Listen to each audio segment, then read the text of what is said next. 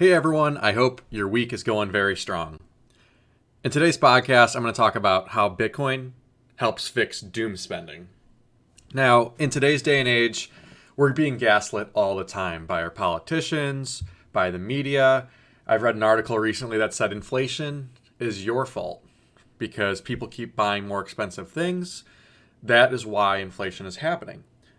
That couldn't be further from the truth. Inflation is not related to people spending a lot on things. Rather, that is the symptom of the problem. And the Biden administration just recently actually came out with a tweet that said inflation is at 0%, down from 5% over the past year. Well, that's very misleading because inflation really is up 3.5%, 4%. And that's what the headline, like the Bureau of Labor Statistics, is saying. When in reality, we all go to the grocery store, we see a lot of our goods up 20%, 30%, 40%. We're just being gaslit all the time. But the thing is, when we know inflation is happening, we tend to spend more money because we're like, hey, if this dollar that I hold now is going to be worth 80 cents in the future, I should spend it now because I want to actually realize a dollar worth of purchasing power.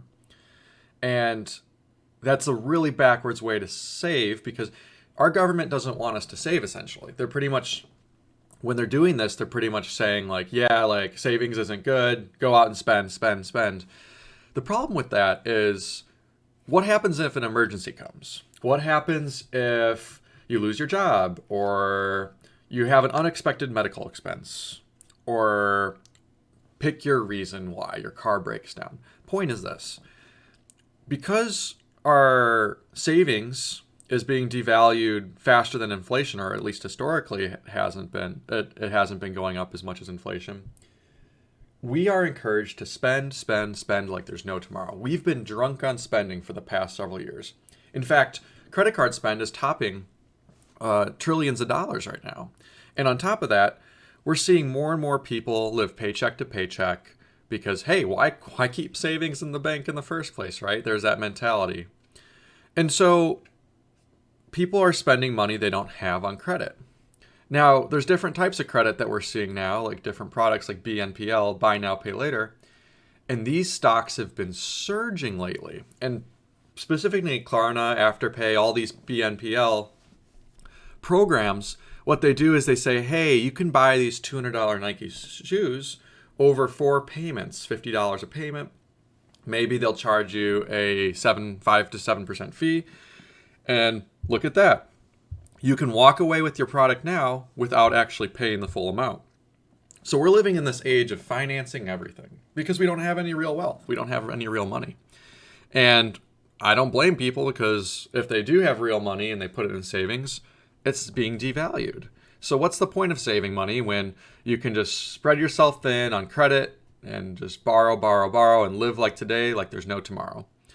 And that's the whole situation because the government has created, or specifically the Federal Reserve, but it essentially is, for my opinion, an arm of the government.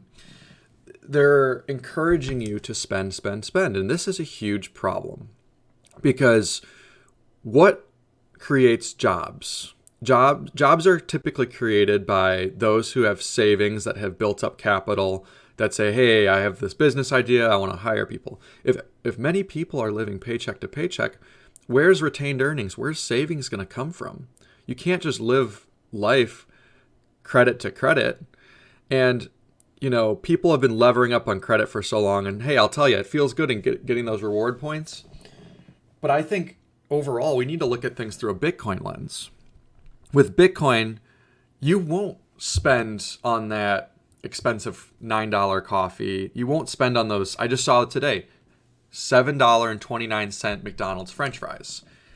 You won't be spending money on that stuff because hey, if I spend that $7 of my Bitcoin, that Bitcoin is likely to be worth $12 to $15 a couple months from now, right? Whereas if you have dollars, you're like, oh, well, this $7, like, it won't go as far. I'm going to have to spend $9 for fries tomorrow. So I might as well just spend this cash now. So there's not an incentive to hold on to cash because it's like a melting ice cube. So Bitcoin fixes this doom spending by letting people know, like, hey, this is deflationary money. This is going up in value and down in supply. So people think twice before spending. Whereas with fiat, you immediately think to spend because you already know it's going to go down in value. And I think more and more people are going to come to this realization. And in fact, more and more people are. We're about $40,000 per Bitcoin now.